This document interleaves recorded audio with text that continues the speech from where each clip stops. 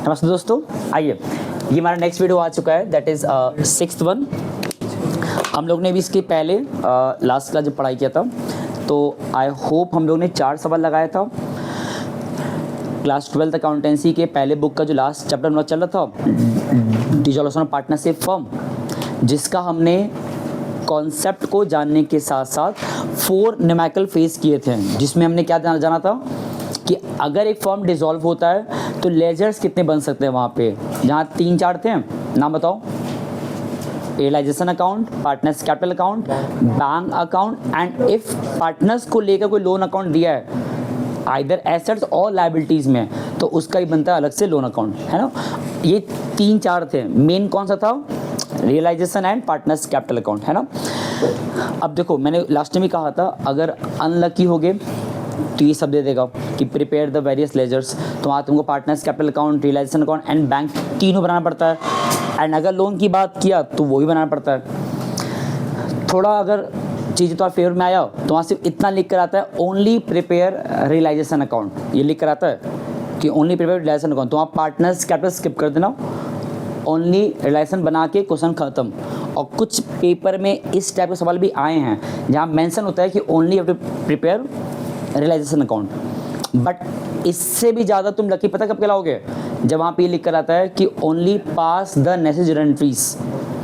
और मुझे अच्छे से याद है 2024 का जब बोर्ड एग्ज़ाम होने वाला था, 24 नहीं 25 का, और उसके पहले जब मैंने 24 वाला पढ़ाया था 1 शॉर्ट वीडियोस उस टाइम पे, तो जानते हो उस टाइम क्या हुआ था? मैंने अपना पूरा फोकस लगाया था लेजर्स पढ़ाने में, और गेस व्हाट क्या हो गया था? जनरल एंट्रीज आ गया था। और मुझे बड़ा अफसोस हुआ था कि काश हम वो भी पढ़ा पाए थे उस टाइम पे, उस 1 शॉट के जैसे भी मैनेज करके, बट हो नहीं पाए, पढ़ा नहीं पाए थे। टॉपिक बड़ा सिंपल है, और अगर ये आता है तो ये हार्ड नहीं है। तुम्हें अगर लेजर पूरा याद हो चुका है, समझ चुके हो, तो बिलीव मी एंट्री सिंपल ही है। तुम्हें मैंने इसका एक हिंट दिया था लास्ट क्लास के एंडिंग में। एक और हिंट सुनो, फिर क्वेश्चन पे आते हैं। जैसे एक क्वेश्चन में लिखा हुआ है बाहर additional information that realisation expenses paid 10,000 rupees. अब सिर्फ इतना बताओ ये कहाँ जाएगा, क्या लिखाएगा? रिलेशन एक्सपेंसेस पेड 10,000 रुपीज़, कहाँ लिखते हो इसको? किस साइड, किस लेजर में?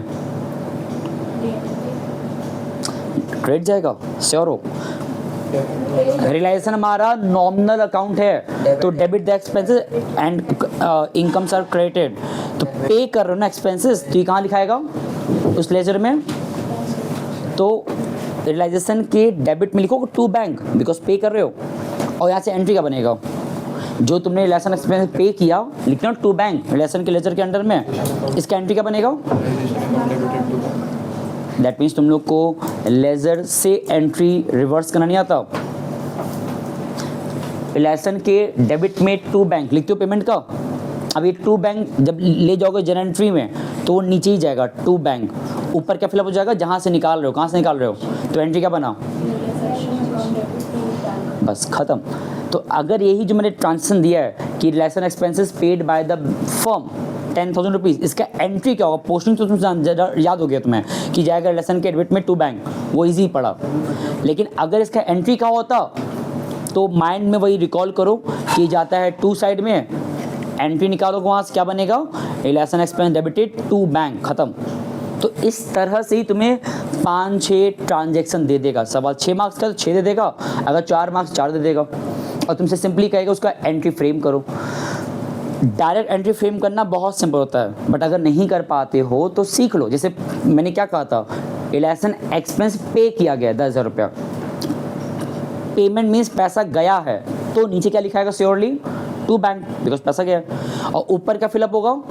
हमको कोई नया नाम क्रिएट नहीं करना है ना, तो ऊपर तुम बेवजह का एक्स कुछ भी नाम मत लिख देना। इस पेमेंट के लिए पैसा कहाँ से निकालोगे? बिकॉज फॉर्म डिजॉल्व हो रहा है तो कोई नया नाम क्रिएट कर सकते नहीं हो, बिकॉज तुम्हें फॉर्म बंद करना है तो कोई नाम लाना नहीं है। तो ऊपर वो जो पेमेंट का पैसा है वो निकाला जाएगा रियलाइजेशन के उस लेजर में से। तो नाम कैसे फिलअप होगा? रिलेशन अकाउंट डेबिटेड, तो एंट्री क्या बन गया? Relation account debited to bank. इस तरह सोचना पड़ता है। बट ये मैंने एक एग्जाम्पल दिया, अगले 3 क्लास में, 3 क्लास मैक्सिमम, 2 क्लास तो आज ही, 1 क्लास कल, अगले 3 क्लास में हम लोग नियर अबाउट 6 से 7 क्वेश्चंस फेस करने वाले हैं। और उन 6-7 क्वेश्चंस में ऑन एवरेज पर क्वेश्चन में 5 से 6 ट्रांजेक्शन होंगे। तो मल्टीप्लाई कर लो, तुम नियर अबाउट 25 से 30 ट्रांजैक्शंस फेस करने वाले हो और उसका एंट्री फेस करने वाले हो। अभी जो एग्जांपल दिए वो एक एग्जांपल दिए ना, इस तरह का हम लोग 25-30 पढ़ने वाले हैं अगले 3 दिन की क्लास में। और एंट्री के लेवल पे एग्जाम में इसके बोर्ड नहीं आता है, बहुत सिंपल आता है। तो ढंग से 5-6 क्वेश्चन देखो जो बताने जा रहे हैं। जनरल फीस का क्वेश्चन कभी एग्जाम में आएगा, डिसोल्यूशन वाले चैप्टर केस का, तो सिंपल होता है और जल्दी कर भी लेते हो, टाइम बचता भी है और तुम्हें इस बात का एहसास हो क्वेश्चन लगाते वक्त। तो मैंने एक चीज़ ऑब्जर्व किया है, जो मेरे पास ओल्ड बुक था पिछले साल का और जो इस साल का न्यू बुक है, उसमें सीक्वेंसिंग बहुत ऊपर नीचे है, 2-3 क्वेश्चन का फासला मिल जाएगा तुमको। तो इट्स बेटर हम तुम्हें जो बताएंगे नंबरिंग, क्वेश्चन नंबर का सीक्वेंस, वो रहेगा न्यू बुक के अकॉर्डिंग, डी गूगल के। तुम्हारा काम क्या होना चाहिए, अगर ओल्ड बुक रखे हो तो ऊपर नहीं सर्च कर मिल जाएगा, लेकिन नेमिंग एंड अमाउंट देख लेना मिल जाएगा। जैसे मेरे बुक में देखोगे तो जो क्वेश्चन 22 है 22वां, वो हम कह रहे हैं किसी के ओल्ड बुक में वो शायद 25वां मिलेगा, तो एक बार देख लेना। और जिस क्वेश्चन की हम बात कर रहे हैं रीड करते हैं थोड़ा सा। Give the general entries in each of the following alternative cases on the dissolution of the partnership form. यहाँ तक तो भाई तुम्हें क्वेश्चन शायद मैच ना मिल पाए, जो उसका पहला पॉइंट है वही रीड करो, समझ में आ जाएगा। लिखा है realisation expenses paid by x on the behalf of the firm.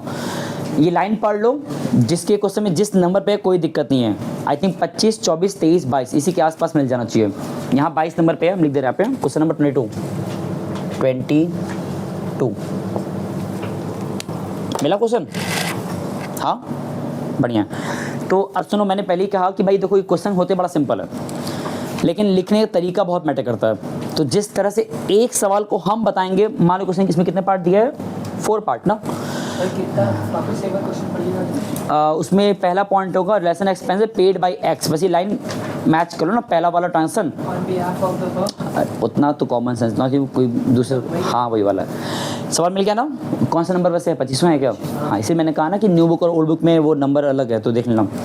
खैर, जिस तरह से हम बताने जा रहे हैं वो पैटर्न भी देख लो, बहुत ज़रूरी है, क्योंकि एंट्री वाले केस में क्या होता है ना, लिखने का तरीका बहुत मैटर करता है। चलो सवाल पे आते हैं। यहाँ पे अगर 4 ट्रांजिशन दिया है, 4 पार्ट दिया है, तो पहली बात तो ये अपने माइंड में क्लियर रखो, एक भी पॉइंट एक दूसरे से कनेक्टेड नहीं है, सब सेपरेट है। मतलब यू कैन से दैट तुम पहला सॉल्व करोगे, दूसरा सॉल्व करोगे, फिर तीसरा एंड चौथा, खत्म। तो क्वेश्चन इस तरह सॉल्व होगा, चारों अपने आप में अलग अलग हैं, मिक्सअप मत कर देना। तो जब पहला पढ़ोगे तो पहले वाले कनेक्शन कोई नहीं है सेकंड वाले से, ना थर्ड वाले से, तो पहला मीन्स पहला रहेगा सिर्फ। तो पढ़ते फिर से, क्या लिखा है, realisation expenses paid by x on the behalf of the firm. इसका हिंदी क्या हुआ, उस एक्सपेंस जो है वो पेमेंट फर्म को करना था, बिकॉज पेमेंट फर्म का ही था वो एक्सपेंसेस, बट पे कौन कर दिया, एक पार्टनर ने पे कर दिया फर्म के बिहाफ पे। चलो एक एज्यूम करते हैं, अगर पार्टनर को इग्नोर कर दो और फर्म अपने ही एक्सपेंस को खुद ही पे किया होता, तो हमने अभी जस्ट गारंटी सिखाया ना, अगर फर्म खुद ही पे किया होता अपने एक्सपेंसेस को, तो फर्म का खुद का क्या जाता पहले, पैसा, तो नीचे क्या था, और इस पैसे को निकालने के लिए फर्म पैसा कहाँ से अरेंज करता, not by creating a new name, simply वो पैसा कहाँ से निकालता, क्योंकि तुमको मैंने पहले ही कह चुका था अपने इस चैप्टर के फर्स्ट डे कि इस पूरे डिसोल्यूशन का 90% प्रोसेस कहाँ से पूरा होता है, डिसोल्यूशन से। तो उस पेमेंट को भी करना है तो वहाँ से पैसा निकाला जाएगा, पेमेंट एक्सेप्ट कहीं से करना है तो पैसा कहाँ डाला जाएगा, उसी लेजर में। तो ये होता तब जब वो फर्म अपने पेमेंट को खुद ही किया होता, और अमाउंट अगर दिया है तो ठीक, नहीं दिया तो डैश लगा लो, कोई दिक्कत नहीं है। बट क्या इस क्वेश्चन में यही हुआ है क्या पेमेंट फर्म नहीं किया है, जो पेमेंट फर्म का था अगर फर्म खुद किया होता तो एंट्री बनता, बट फर्म ने तो किया नहीं है, पार्टनर ने किया है, और पार्टनर बेवकूफ़ नहीं अपना पैसा फर्म का खर्चा खुद बियर कर लेगा, वो भले पे कर देगा फर्म के बिहाफ पे, लेकिन वो चाहेगा अपना पैसा रिकवर करना फर्म से ही, खुद को क्रेडिट करवा के। और क्रेडिट मतलब क्या होता है कि उसने अपना पैसा मांगा but not in hand form में, कैश नहीं मांगा, लेकिन अपने कैपिटल को क्रेडिट कर दिया। और व्हाट इज क्रेडिट करना, अपने कैपिटल को ही बढ़वा दिया उसने, उस पैसे को एक तरह से अपने कैपिटल में ट्रांसफर करवा लिया इनडायरेक्टली। तो यहाँ जो बैंक लिखा होना चाहिए था ऑफिशियली, वहाँ पे क्या आ गया, उस पार्टनर का नाम दिया ना, एक्स कैपिटल। तो तुमने यहाँ से 2 चीज़ सीख लिया, अगर पेमेंट फर्म खुद किया होता तो relation account debited to bank, firm के बिहाफ पे कोई पार्टनर पे कर देगा तो उस पार्टनर नाम आ जाएगा। यही काम हमने वहाँ भी किया था लेज़र में, बस वहाँ डायरेक्टली किया था, यहाँ पे एंट्री बन गया। अच्छा एक आखिरी चीज़, हम तुम्हें कभी भी पूरे 12th के स्टार्टिंग से लेकर टिल नाउ फोर्स कभी नहीं किए एक काम के लिए, बताओ क्या है वो चीज़? एग्जैक्टली हम लोग जब भी बनाते हैं जनरल एंट्रीज तो हम लोग नरेशन में इतना जोड़ देते नहीं थे ना 11th 12th क्लास में, बट इस चैप्टर में देखोगे ना, इस चैप्टर में तुम नोटिस करोगे कि एक ही एंट्री तुम्हें 2-3 बार रिपीट मिल सकता है कहीं कहीं पे, तो वो एंट्री फिर कैसे तुम डिफ्रेंशिएट करोगे? जैसे तुमने मशीन बेचा, पैसा पाया, तो पैसा हाथ में आ रहा है तो एंट्री क्या हो जाएगा? Bank account debited. और ये पैसा कहाँ ट्रांसफर कर दोगे? लेसन में, तो bank account debited to lesson. ये तुम मशीन बेच के पैसा पाए हो। फिर तुमने एक स्टॉक बेच पैसा पाया तो सेम एंट्री बनेगा, bank account debited to lesson. तो इन दो एंट्री में कैसे तुम डिफ्रेंशिएट करोगे? तो एंट्री में तुम कुछ लिख दोगे कि हाँ तो मशीन बेचा गया है, वो तो फिर तुम एक मशीन वर्ड क्रिएट कर दे रहे हो। तो इसका बेस्ट तरीका होता है नरेशन में लिख के दे दो कि एक में मशीन बेच के लाया गया था, एक में, तो वो इंडिकेशन मिल जाता है। तो इसीलिए यहाँ पे तुम नरेशन पे जोड़ देना इस बार। तो यहाँ पे क्या लिखोगे? रिलेशन एक्सपेंसेस या डिसोल्यूशन एक्सपेंस जो भी नाम था, paid by x on the behalf of, जो क्वेश्चन में लिखा है उसको शॉर्ट में लिख दो, बिहाफ ऑफ फर्म। ये तुम्हें हर बार करना होगा, ये तो मैंने एक बार लिखा है ना, हम खुद भी तुम्हारे साथ साथ हर बार लिखने वाले हैं इस चीज़ को, ठीक है ना। ये पहला सवाल है तो हम टाइम ले रहे हैं समझाने में, अभी जब 3-4 सवाल हो जाएगा तुम उसके बाद एंट्रीज को स्पीड में भी कर पाओगे, सिंपल होता है इसीलिए। सेकंड पढ़ो, ये तो अब तुमको बड़ा दिखा होगा ना 4 लाइन का ट्रांजेक्शन, बट ऐसा नहीं, सिंपल है वो भी, बस उसको ब्रेक करे पढ़ना सीखो। पढ़ो स्टार्टिंग से ही। Relation expenses paid by the firm 1000. However, the expenses were to be borne by the partner X, for which he was given a commission of 5% on the net cash realized on dissolution. And आगे cash का amount दिया है and liability का amount दिया है। इस line को 2 part में ब्रेक कर दो। एक तरफ कह रहा है कि फर्म ने एक्सपेंसेस पे किया रिलेशन का, बट वो एक्सपेंसेस किसके नाम का एक्चुअली था? उस पार्टनर एक्स के, देखो लिखा ना, were to be born by the partner X. Were to be born by partner X का मतलब होता है उस एक्सपेंसेस का बियरिंग एक्चुअली एक्स को करना था, पार्टनर को करना था, बट पार्टनर के बिहाफ पे कौन पे कर दिया? यहाँ पे क्या था कि पेमेंट फर्म का था, अब पार्टनर कर दिया। यहाँ पे क्या बोल रहा है कि एक एक्सपेंसेस पार्टनर के नाम का था, बट पार्टनर के बिहाफ पे कौन पे कर दिया? और फर्म भी बेवकूफ़ नहीं, अपना पैसा जो एक्सपेंस एक पार्टनर के नाम का था वो फर्म पे कर दे। अगर पे कर भी देगा तो फर्म वो पैसा किससे कवर करेगा? चलो पहले लेट्स अज्यूम कि अगर वो जो एक्सपेंसेस है फर्म पे कर रहा है तो फर्म का अपना पहले क्या जाएगा? भले वो पैसा फर्म का नहीं था पेमेंट करने का कंडीशन, बट अगर फर्म ने पे कर ही दिया फॉर अ वाइल मान लो, तो फर्म में क्या जाएगा? पैसा जाएगा, पैसा जाएगा ना, तो टू बैंक आएगा, है ना? ये तो सिंपल है ना। और ये पेमेंट पहले एक्चुअली था किसका? क्या फर्म का था? अगर फर्म का होता तो फर्म लिखता है यहाँ पे क्या? ऊपर डॉप पे। जैसे अगर पेमेंट जो है ये फर्म का ही रहता तो बिकॉज पैसा गया है तो टू बैंक, एंड ये पैसा मान लो फर्म का रहता तो ऊपर लिखा था रिलेशन अकाउंट डेबिटेड, है ना। बट ये पेमेंट फर्म का नहीं था, ये पेमेंट उस पार्टनर का था और फर्म ने उस पार्टनर के बिहाफ पे किया इस बार। तो फर्म भी क्या करेगा? वो पैसा रिकवर करेगा पार्टनर से मांग करके, बट नॉट बाय कैश मांग करके। क्या करेगा फर्म? उसके नाम को डेबिट कर देगा। डेबिट क्यों करेगा? क्योंकि जब पार्टनर को पैसा देना होता है तो क्रेडिट किया जाता है, और जब उनसे मांगना होता है तो उनको डेबिट किया जाता है। तो यहाँ तो भाई हाँ एग्जैक्टली, तो यहाँ पे तो भाई फर्म ने पे किया है ना, तो पैसा गया और फर्म अपना पैसा कवर करेगा उस पार्टनर को डेबिट करके। और डेबिट क्यों कर रहा है? क्योंकि खर्चा उस पार्टनर के नाम का ही था, फर्म का खर्च नहीं था। अमाउंट दिया 1000। ये तो एक हो गया ना, यहाँ लिख सकते हो तो कि lesson expenses paid by firm on behalf of ex partner. फिर इसमें एक चीज़ और भी जोड़ दिया था, वो क्या था? दैट फर्म ने प्रॉमिस भी किया था कि एक्स को हम लोग क्या देंगे? कमीशन। अब ऑब्वियस ही बात है, जब भी तुम कोई पार्टनर को कुछ भी दोगे तो क्या उनको हाथ में दोगे पैसा? नहीं। सिंपल लॉजिक होता है, firm will provide partner by crediting them. जब देने की बात है तो क्रेडिट करना होता है, और जब मांगना होता है डेबिट करना होता है ना। तो यहाँ पे उस एक्स को अगर कमीशन मिलने वाला है तो नीचे क्या आएगा? एक्स कैपिटल, बिकॉज वो पैसा पाने वाला है, और कितना पा रहा है उसमें लिखा है 5% off the net sales, net amount realised, जितना कैश रियलाइज्ड हुआ है उसका नेट फिगर 5% उसमें देना है। तो नीचे तुम्हें देखो दिया हुआ है, एसेट्स दिया है 2 लाख का रियलाइज हुआ है और लाइबिलिटीज 40,000 पेमेंट किया गया है। हमने एसेट्स को बेच के 2 लाख कमाया और लाइबिलिटीज का पेमेंट 40,000 किया, तो एट द एंड हमारे पास कितना कैश रह गया जरा चेक करो। हमारे पास जो एसेट था 2 लाख का था, माइनस 40,000 पेमेंट किया होगा हमने लाइबिलिटीज का, जितना पैसा बचा उसका 5% में कमीशन देना है, ये आएगा 160, तो 1,60,000 का 5% कितना होता है, ये आता है 8,000, है ना। इसी अमाउंट को एक्स रिसीव करेगा एज अ कमीशन, तो 2x कैपिटल 8,000, ऊपर क्या आएगा, ये पैसा देने के लिए फॉर्म क्या एक न्यू वर्ड कमीशन क्रिएट करेगा, सिम बैंक ऊपर क्यों आएगा, क्योंकि बैंक डेबिट होगा ना, दे रहे। अरे एक्स को पैसा देना है तो तुम बैंक डेबिट ले आओगे, कॉमन सेंस लगाओ। एक्स बैंक का डेबिट में आने का मतलब क्या होता है, पैसा आ रहा है, यहाँ पैसा कहाँ आ रहा है, तुम उल्टा एक्स को कमीशन दे रहे हो, तो इनडायरेक्टली तुम्हारा पैसा घटने वाला है ना। भले ही तुम कैश दे नहीं रहे हो, तुम उसके अकाउंट में क्रेडिट कर दे रहे हो, बट ये तो घाटा है, तो यहाँ तुम बैंक ऊपर कैसे ला सकते हो। ठीक, एक बात ये हो गया। दूसरी बात, अगर हम एक्स को कमीशन दे रहे हैं और कमीशन दे भी कैसे ना, उसके कैपिटल क्रेडिट करा करके, तो इन दैट केस इसका पैसा फर्म अरेंज कहाँ से करेगा,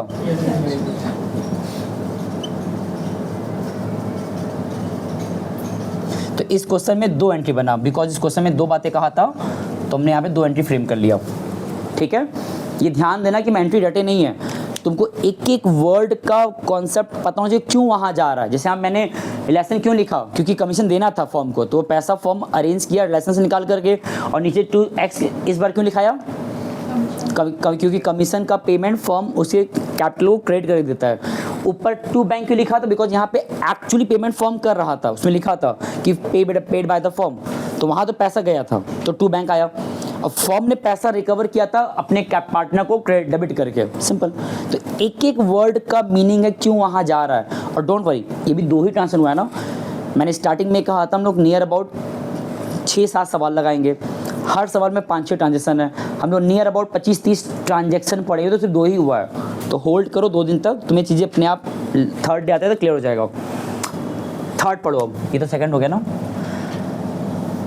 क्या लिखा है, ये सिंपल है, general reserve appeared on the balance sheet was 20,000। कोई रिजर्व दिया होता है तो इस रिजर्व वाले वर्ड को क्लोज कैसे करते हैं, देखो कोई भी वर्ड अगर बैलेंस शीट में है तो at the time of dissolution हमारा काम क्या होना चाहिए, उस वर्ड को रट ऑफ करना, क्लोज करना। कोई लाइबिलिटीज का बैलेंस अगर तुम्हें क्लोज करना है, कैसे किया जाए, किसी लाइबिलिटी का नेचर क्या होता है, डेबिट क्रेडिट, किसी एसेट्स का नेचर होता है डेबिट, और किसी लाइबिलिटी नेचर क्या होता है, इतना कॉमन सेंस है ना, किसी लाइबिलिटीज का नेचर होता है credit. To close it you have to put that word on the debit side. इतना क्लियर हुआ। तो ये मैं तुम्हें हिंट दे रहा हूँ, याद कैसे रखो। तो अगर तुम्हें जनरल रिजर्व जो अपीयर्ड है उसको भी क्लोज करना है डिसोल्यूशन के टाइम पे, तो उस वर्ड को पहले कहाँ ले आओ, और जितना अमाउंट दिया इसमें क्या दिया है 20,000 रुपया, और इस वर्ड को क्लोज कैसे करेंगे, इस वर्ड को क्लोज करते हैं not by transferring it in the relation account, ये जाता है पार्टनर्स कैपिटल अकाउंट में। याद है ना कि रिजर्व सरप्लसेस कहाँ राइट ऑफ होता है, मैंने बताया था। तो यहाँ नीचे आएगा पार्टनर्स का नाम, बिकॉज क्वेश्चन पार्टनर में नहीं दिया है ना, या दिया तो है एक्स ना, एक ही पार्टनर है, तो फिलहाल एक्स लिख लो, कोई दिक्कत नहीं है, एक्स कैपिटल, उसको प्रोविजन मिल जाएगा। तो यहाँ पे रिलेशन नहीं आया बिकॉज रिजर्व था। और हमने ये चीज़ पहले भी पढ़ा हुआ है कि कोई भी रिजर्व को क्लोज करना होता है तो हम लोग उसको पार्टनर्स कैपिटल अकाउंट के, याद करो, अगर कोई रिजर्व लायबिलिटी साइड का है तो उसमें लोग क्लोज करते थे कहाँ ले जा करके, पार्टनर्स कैपिटल के डेबिट में, याद करो, सॉरी क्रेडिट में, कोई ऐसे बता रहे हैं हम, किसी पार्टनर्स कैपिटल के लेजर में यहाँ लिखे थे, यहाँ है ना by general reserve and partners बीच में in the old ratio.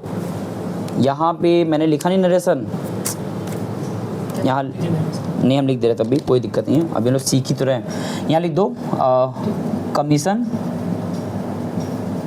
Paid by firm to X, ठीक है। और यहाँ लिखो general reserve transfer to partner. हम पहले ही कह रहे हैं कि नरेशन लिखो, उसमें कोई बुराई नहीं है, ये डिफ्रेंशिएट करता है ट्रांजेक्शन को कहाँ पे किसकी बात कर रहा है। आखिरी पढ़ो, फोर्थ। कुछ पूछना है क्या? कुछ पूछना है? जहाँ जहाँ दिक्कत आएगा बताना ऑन द स्पॉट, बिकॉज है सिंपल बट तभी कन्फ्यूजिंग होता है कभी कभी। बोलो, ठीक है। फोर्थ क्या लिखा है? द क्रेडिटर्स अमाउंटिंग 15,000, ये बता रहा है पहले कि 15,000 का क्रेडिट हमारे पास है। They were paid at a discount of 2%। अभी फिलहाल एक काम करो, डिस्काउंट को भूल जाओ, सिंपली बस इतना बताओ कि किसी क्रेडिटर को पेमेंट करना है अगर, तो ये तो अंडरस्टूड है कि वो क्रेडिटर जो वर्ड है वो तो ऊपर राइट ऑफ हो चुका होगा। अब बस पेमेंट की बात आ रही है, पेमेंट करना है। पेमेंट का मतलब क्या होता है? फॉर्म पे किया होगा तो फॉर्म में क्या जाएगा?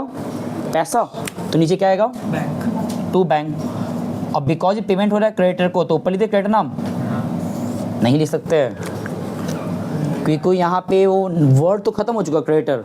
ऊपर वो पता है कोई एसेट्स या कोई लायबिलिटीज़, एसेट से पैसा पाना, लायबिलिटीज़ को पे करना, ये सब काम होने से पहले ही तुम उस वर्ड को ऊपर राइट ऑफ कर चुके हो, तो स्टार्टिंग में ही फर्स्ट स्टेप में ही, है ना। तो वहाँ वर्ड तो नहीं है क्रेडिटर, बट अब पेमेंट हो रहा है, तो इस पेमेंट का पैसा कहाँ से निकालोगे? रियलाइजेशन से। तो यहाँ ऊपर क्या आएगा? अब तुम एक दिमाग लगाओ और जरा देखो फर्स्ट एंट्री और लास्ट एंट्री, क्या इसमें और नहीं, फर्स्ट एंट्री नहीं, कहाँ गया? अच्छा भी वो अभी आया नहीं था। रिलेशन टू बैंक तो कहीं ऊपर भी आ सकता था ना, अगर यहाँ पे पेमेंट फर्म खुद किया होता तो यहाँ भी आ सकता था ना। तो कैसे दोनों डिफरेंशिएट करते हैं? इसीलिए मैंने कहा कि नरेशन लिखो, यहाँ बताओ कि क्या हो रहा है? पेमेंट हो रहा है किसको? पे टू क्रेडिटर। हाँ, लेकिन एक चीज़ है कि पेमेंट फुल अमाउंट नहीं हो रहा है, उसमें क्या है? डिस्काउंट पे पेमेंट किया गया है ना। तो 15,000 पे 2% का ऑफ कर दो, तो 15,000 पे 2% अगर निकालते हो कितना आता है? ये 300 आता है। हाँ, 300 आता है। तो ये डिस्काउंट अमाउंट है 14,700। जब लेस करोगे 15,000 में से उस डिस्काउंट अमाउंट को, कितना आता है? ये 14,700। तो इतना पेमेंट कर दिया गया, 14,700। ये हमारा पहला सवाल था आज का एंट्रीज के लेवल पे, जहाँ पे एफर्ट कम लगा, लेकिन हाँ थोड़ा ध्यान देने की बात है। क्वेश्चन आ कैसा रहा इस टाइप का। एक सवाल और देखते हैं, अब थोड़ा सा और दिमाग खुलेगा, और उसके लिए हम वैसे क्वेश्चन तो मैं लगाएंगे बहुत सारा, पसंद मत हो, ये मत समझना कि हम जंप कर रहे हैं, क्वेश्चन स्किप कर रहे, कुछ नहीं। मैंने लिखा था, पढ़ो, पे टू क्रेडिटर। और चाहो तो इलेबोरेट को तुम्हारी मर्जी, जो लिखा है बुक में पूरा वहाँ छाप दो, तुम्हारी इच्छा। बट मैंने क्या किया, एक ब्रीफ में लिखो ताकि बस डिफ्रेंशिएट कर सको कि वहाँ पे हुआ क्या है, ये एंट्री किसको इंडिकेट हो रहा है, बस बता दो थोड़ा सा लिख के, ठीक है। अपने बुक में सर्च आउट करो, तुम्हें एक सवाल मिलेगा 26 नंबर पे, और तुम्हें अगर सवाल टैली करना तो देखो उसमें नाम लिखा होगा, ये अधिराज एंड करण, ये दो नाम मिलेगा, जिसमें तुम्हें रेशो दिया हुआ है 3:2। हम वही सवाल देख रहे हैं जिसमें तुम्हें बेसिकली बहुत से वैरायटीज़ मिल जाएंगे। यहाँ 4 सीखे ना, कुछ इसमें कितने दिए हैं? देखो न्यू बुक में 4 ही दिया है, बट आई होप ओल्ड में शायद और दिया है, 4 है, अच्छी बात है। चलो ठीक है, तो ये जो 26 नंबर पे सवाल है जो इसमें ट्रांजैक्शंस दिया है, अब एक बार इसको देखो पहले। अब ये 2 पहले लगातार देखते हैं, फिर थोड़ा होल्ड करेंगे, देखते हैं कि आगे कितना करा सकते हैं हम, ठीक है ना। 4 है ना। जो भी इसमें एक्स्ट्रा बातें कहा है ऊपर, वो तो सिर्फ इंफॉर्मेशन है कि भाई फॉर्म डिसॉल्व हो रहा है। पानी कहाँ गया? बच्चा, ठीक है। जरा पहला पढ़ो, क्या लिखा है, आयुष पढ़ो। Furniture of rupees 70,000 were sold for 68,000 by auction and auctioneer commission amounted rupees 2,000. तुमने फर्नीचर गए मार्केट में बेचने के लिए, जिसका कीमत तुम्हारे नज़र में 70,000 था, बट वो फर्नीचर बिका 68,000 में, और जिसके थ्रू तुमने बिकवाया मतलब सेल कराया है, वो पर्सन कमीशन लिए 2,000 ले लिया, ठीक है, मतलब ब्रोकरेज जो भी एजेंट मनी। अब हमारा टास्क क्या है, कोई बहुत से न्यू वर्ड्स क्रिएट करने का है कि कमीशन अगर लिया तो 2,000 कमीशन भी वो दिखाएं अपने फॉर्म्स के रिकॉर्ड में। ये सब करना कोई समझदारी है इस वक्त? नहीं। हमारा एंड गोल क्या होना चाहिए? सिंपली एसेट्स को बेच के जितना पैसा हाथ में आया सिर्फ उतने पे बात करना, बिकॉज फॉर्म डिजॉल्व हो रहा है। तो फॉर्म पैसा कम मिला, कितने से कम मिला और पैसा क्यों कम मिला, इन सबको रिकॉर्ड में लाके कोई मतलब नहीं है भाई। सिंपली हाथ में कितना पैसा आया, दैट्स द मैटर, है ना। तो यहाँ पे अगर तुमने फर्नीचर बेचा है, हमारे पास क्या आएगा, पैसा आएगा, पैसा जाएगा। तो पैसा जब जाता है तो टू बैंक, जब आएगा तो यहाँ, वाह, अरे ठीक है, बाई जाता है अच्छी बात है, बट उसको बताओ जनरेटिव फॉर्मेट में है। फिर बोला उल्टा, बैंक ऑन डेबिटेड, हाँ एग्जैक्टली। तो जिसका पहला है क्या हो जाएगा, बैंक अकाउंट डेबिटेड। अब कितना पैसा आ रहा है समझो ध्यान से, 70 का था, 68 का पड़ रहा है, बट तुमने उसी समय जब तुम बेच रहे होगे तुमने 2000 कम रिसीव किया, बिकॉज तुमको देना पड़ेगा कमीशन के तौर पे। तुम्हारे हाथ में कितना पैसा आया उस समय, 66,000, 68 तो आया, और 2000 जो कम है वो तो ऑलरेडी 2000 कम है, 70 का 68 पड़ा, कितना हुआ, ये कुछ ऐसा समझो ना कि फर्नीचर से 70 का था, जिसको तुम बेच रहे हो वो कह रहे हैं तुम उसे 60,000 देंगे, मान लो, तो 60 पड़ा। फिर जिसके थ्रू तुम बेचवाने गए थे वो शख्स कह रहे हैं मुझे 2000 और कमीशन दीजिए, जितना वो पड़ा है पैसा हाथ में आया 60,000, उसमें से 2000 दीजिए, तो तुम्हारे पास कितना बचा, 58। ये वैसा लॉजिक है, वो 2000 जो तुम्हें दिख रहा है वो उसका नहीं है, मैच मत करो। 70 का फर्नीचर 68 में बिका है पहले, फिर जिसके थ्रू सेल आउट कराए हो वो भी अपना कमीशन निकाल लिया 2000 का, तुम्हारे हाथ में कितना आया सर, ये तो वो तुम्हारा अमाउंट आ गया। अब आता है एक चीज़ और, ये पैसा हम ट्रांसफ़र कहाँ कर देंगे, पैसा ट्रांसफ़र कहाँ करेंगे, पैसा आया हो ठीक है, बट इस पैसे को तुम इंस्टेंट कहाँ शिफ्ट करते हो, क्योंकि पैसा आएगा या जाएगा दोनों ही काम होता है इस लेजर के थ्रू, है ना। तो अभी लेकिन हाँ ये एक दिक्कत है, क्या तुम्हें बताना पड़ेगा कि ये क्या है हमारा, बीइंग फर्नीचर नाम दिया है एसेट्स का, सोल्ड एंड कमीशन पेड। मैंने यहाँ पे कोई भी कमीशन वर्ड क्रिएट नहीं किया है, सिंपली जितने से बिका हम उतना अमाउंट लिख के साइड हो गए। ये तुम चाहो तो थोड़ा फ्लैशबैक में जाओ, हम लोग जब कल पढ़े थे वो लेजर, तो हम लोग लिखते थे बाई बैंक, रिलेशन के यहाँ पे बाई बैंक लिखते थे, है ना। तो बाई बैंक वहाँ जो लिख रहे हो किसी एसेट्स को बेच कर जब उससे एंट्री फ्रेम करोगे, जनरल एंट्री यही बनेगा। तो हम लोग वही काम कर रहे हैं, सिर्फ अब इसमें एंट्री पे काम कर रहे हैं, इसमें और तो नहीं। सेकंड पढ़ो, सेकंड तो इम्पोर्टेंट है, ध्यान दो आयु साहब, क्या लिखा है, Adhiraj loan amounting 35,000 settled at 37,500, ये क्या बताता है। अच्छा बताओ, ये सेटल छोड़ो भी, एक पार्टनर का लोन है, अगर फर्म ने पे किया होता तो एंट्री क्या होता, ये जो पहले पार्टनर लोन है ये वर्ड क्या अभी राइट ऑफ हुआ होगा, नहीं, अलग से नहीं, उस रिलेशन के लेजर में ये जो वर्ड है अधिराज लोन, पार्टनर्स लोन, ये राइट ऑफ हुआ होगा, नहीं, तो अभी भी ये वर्ड चल रहा है फॉर्म के अंदर, इसको राइट ऑफ करते हो सेपरेटली अलग से लोन अकाउंट बना करके, है ना। तो मतलब ये वर्ड तो भी है जिंदा, ये वर्ड अभी है, तो पेमेंट भी करना है और वर्ड भी अभी है, तो तुम इस वर्ड को यूज करोगे एंट्री बनाते वक्त। अब सवाल है कि वर्ड पहले है क्या, कौन पे कर रहा है, Adhiraj loan amounting this amount was settled at, settle मतलब क्या होता है, फर्म पे कर रहा है, तो मतलब ये एक्चुअली फर्म का क्या था, लायबिलिटी। और तुमको भी बताया था मैंने जस्ट अभी, किसी लायबिलिटीज का नेचर होता है क्रेडिट बैलेंस ना, और उसको राइट ऑफ करना है, उस वर्ड को कहाँ ले जाओगे, डेबिट में। तो जो अधिराज का हमको पेमेंट करना है लोन का, तो उस केस में सबसे पहले उस वर्ड को क्लोज करो, कहाँ ले आकर के, तो अधिराज लोन अकाउंट डेबिटेड, कितना अमाउंट दिया है, 35,000। तो ये जो मैंने लिखा है पहले अधिराज लोन अकाउंट डेबिटेड 35,000, मैंने पहले वर्ड क्यों लाया, क्योंकि कॉमन सेंस लगा लो, पार्टनर्स लोन वर्ड अभी भी रहता है, वो रिलेशन जाके राइट ऑफ नहीं होता है। तुम फर्नीचर राइट ऑफ कर दियोगे, फर्नीचर है बाकी एसेट लायबिलिटीज, लेकिन ये रहता है। दूसरी चीज़, इनको हम पेमेंट कर रहे हैं, तो जब पेमेंट करते हो तो तुम्हारे पास क्या जाएगा, पैसा, तो नीचे क्या आएगा, टू बैंक। हाँ ये बात अलग है, हमने पेमेंट क्या फुल अमाउंट किया है, जितना कुछ समय दिया है, जितना लोन का अमाउंट था उससे तुम बढ़ाकर पे कर दिए ना। आम तौर पे जितना होता है उतने ही पे किया जाता है, अगर 35 में 35 पे किया जाता है, बट बिकॉज यहाँ क्वेश्चन में लिख कर दिया है यू हैव पेड मोर, कितना पे कर दियो? 35,500। अगर सेम अमाउंट होता तो काम आसान है, बट बिकॉज यहाँ पे सेम अमाउंट के बजाय तुम बढ़ा के पे किए अपने लोन के तौर पे पार्टनर को, तो इन दैट केस जो एक्स्ट्रा पैसा लगा वो पैसा कहाँ से निकालोगे? एग्जैक्टली, क्योंकि यहाँ पे तुम उस पैसे का जो एक्स्ट्रा लग रहा है सरप्लस अमाउंट जो पे करना पड़ा, उस पैसे के लिए तुमको नया वर्ड तो क्रिएट नहीं करोगे। और जो तुमने एक्स्ट्रा पे किया भी है तो कोई बुराई भी नहीं है, पे हो सकता है एक्स्ट्रा, बस उसका कवर अप कहाँ से करते हो एक्स्ट्रा पैसे का, और यहाँ लिखो बैलेंसिंग फिगर। सर एक्स्ट्रा देना क्यों है? क्या दिक्कत है? क्वेश्चन में कहा है, मानो क्या पता इंटरेस्ट हो, क्या कुछ भी हो सकता है ना, तुमसे उससे क्या मतलब है?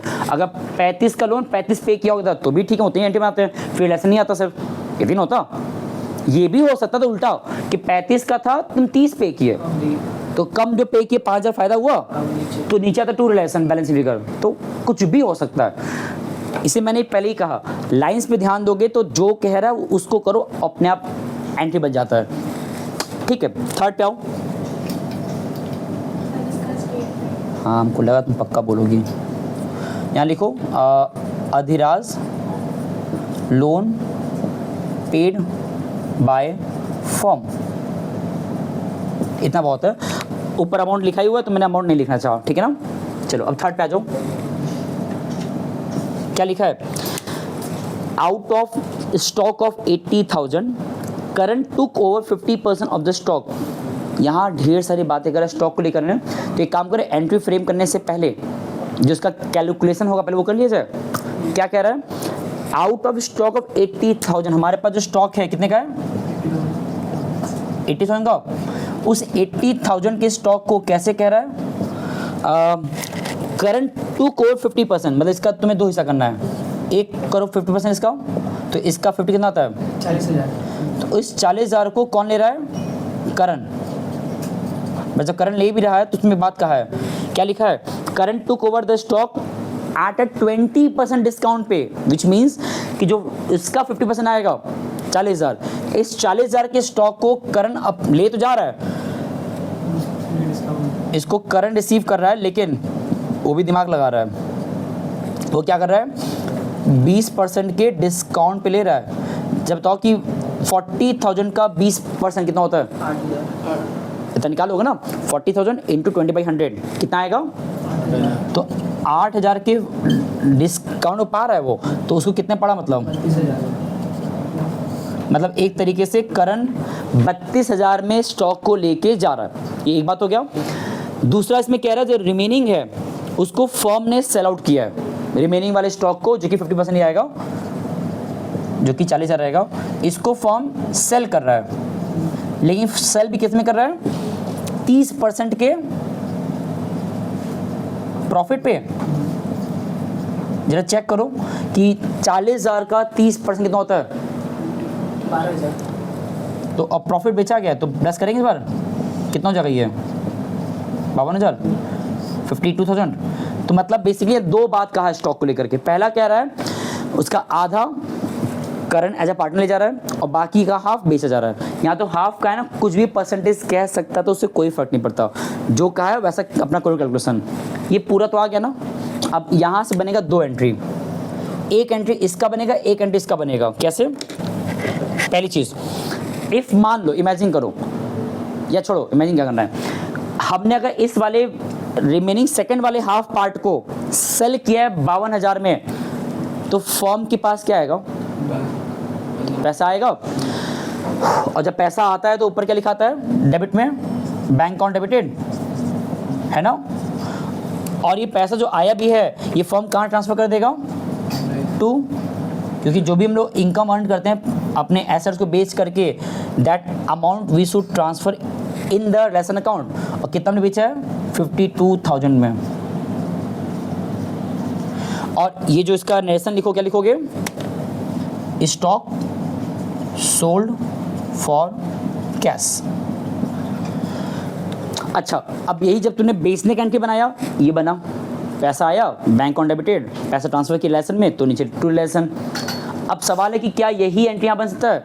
बस फर्क कितना है कि इस बार यहाँ पे क्या हो रहा है, जिस स्टॉक को हम भले डिस्काउंट ही सही, डजेंट मैटर, बट जिसको हम बेच के स्टिल पैसा अपने पास पा सकते थे, यहाँ की बात कर रहे हैं। और एंट्री बनता bank account debited to relation 32,000, but यहाँ पे क्या हो रहा है, बेच नहीं पा रहे हैं। कौन ले जा रहा है, करण। तो जब पार्टनर ले जा रहा है तो उस बैंक के जगह पे उस करण का नाम आ जाएगा, सिंपल है ना, ठीक है। तो इसका एंट्री क्या बन जाएगा, current account debited because partner ले जा रहा है टू रियलाइजेशन 32,000। सेम एंट्री है, बस फर्क इतना है कि इस बार एक पार्टनर ले गया, यहाँ लिखोगे stock taken by current as a partner. तो मतलब कुछ हार्ड नहीं है, अगर वही बेचे होते तो bank account debited to realisation. और फिर से कह रहे हम यहाँ पे मैक्सिमम बार तुम्हारा लेसन क्यों आ रहा है, क्योंकि हर चीज़ लेसन से ही होना है, पैसा देने वाला काम भी, पैसा रिसीव करने का काम भी। तो यहाँ पे देखोगे ना, इस एसेट्स को बेच के फर्म कमाया होता, इनकम बनता, दैट्स वाई लेसन इनकम की जगह लिखा रहा है नीचे लायबिलिटी साइड में, है ना, इनकम आर क्रेडिटेड। और फर्म बेच तो नहीं पाया, तो जब नहीं बेच पाया तो फर्म अपना पैसा कैसे रिकवर कर रहा है, उस पार्टनर को डेबिट करके। हमने ये चीज़ यहाँ पे किया था, देखो कहाँ गया, ये पहला वाला है ना, ये पहला भी था, कहीं और भी था, ये था। मतलब तुमने एक तरह से इनकम जब जब होता है तो उस केस में रिलेशन को क्रेडिट ले आते हो। और देखो यही दोनों एंट्री सेम था, यहाँ बेच पाए तो पैसा आया था, यहाँ बेच नहीं पाए तो पार्टनर नाम आ गया, ठीक है। इसका लास्ट पढ़ो, फोर्थ वन क्या लिखा है, election expense amount 2,000 which were paid by Adhiraj. ये तो सेम हो गया, मैच कर रहा है। एक एक्सपेंसेस जो कि फर्म के नाम का था, देखो लास्ट वाला, एक एक्सपेंस जो फर्म के नाम का था उसने किसने पे कर दिया, अधिराज। तो इन दैट केस अगर फर्म खुद पे किया होता तो फर्म में पैसा क्या होता, लिखा था नीचे टू बैंक और ऊपर relation account debited because expense है। बट इस बार फॉर्म तो पे नहीं किया ना, बट खर्चा फॉर्म का ही लिखना है, तो ऊपर तो आएगा वो relation expense debited because form पे नहीं किया है, तो जो भी फॉर्म के बिहाफ पे किया है उस पार्टनर नाम आ जगह पे। कितना अमाउंट है, 2,000। और यहाँ लिख दो सेम लाइन जो यहाँ लिखा था, realisation expenses paid by Adhiraj जो पार्टनर नाम है ऑन बिहाफ ऑफ फर्म। देखो हम हर जगह पे नरेशन लिख रहे हैं इसीलिए बार बार, क्योंकि ज़रूरी है। अभी 2 ही सवाल हुआ है, हम लोग भी 2-3 सवाल और लगाएंगे, 2 तो भी आज लगाएं, 2 भी और लगाएंगे और मिनिमम 6-7 क्वेश्चन लगवाएंगे। मेरा सिंपल सा मानना है 50% चांस होता है दोनों का, लेजर आ सकता है या एंट्री आ सकता है, जो भी आएगा सिंपल होता है। पता है इसमें मिलता है स्टेप मार्किंग, कि सवाल अगर 4 मार्क्स का है तुमने 3 सही किया, 1 गलत कर दिया, तुम 3 मार्क्स पाओगे तभी, तो स्टेप मार्किंग मिल जाता है, ठीक है ना। और है बड़ा सिंपल, बस वर्डिंग्स पे ध्यान दो। 2 सवाल हुआ है ना, थोड़ा और प्रैक्टिस करेंगे चीज़ें और क्लियर हो जाएगा, ठीक है ना। तो उतार लो तब इसको, चलो इस चीज़ को हम वाइंड अप करेंगे यहाँ पे। हम लोग इसके बाद जो पढ़ेंगे, हम 2 सवाल और फेस करते हैं चीज़ों को और क्लैरिफाई अच्छे से करने के लिए, इस टॉपिक की बात करें, ठीक है ना। चलिए थैंक यू सो मच और नमस्ते।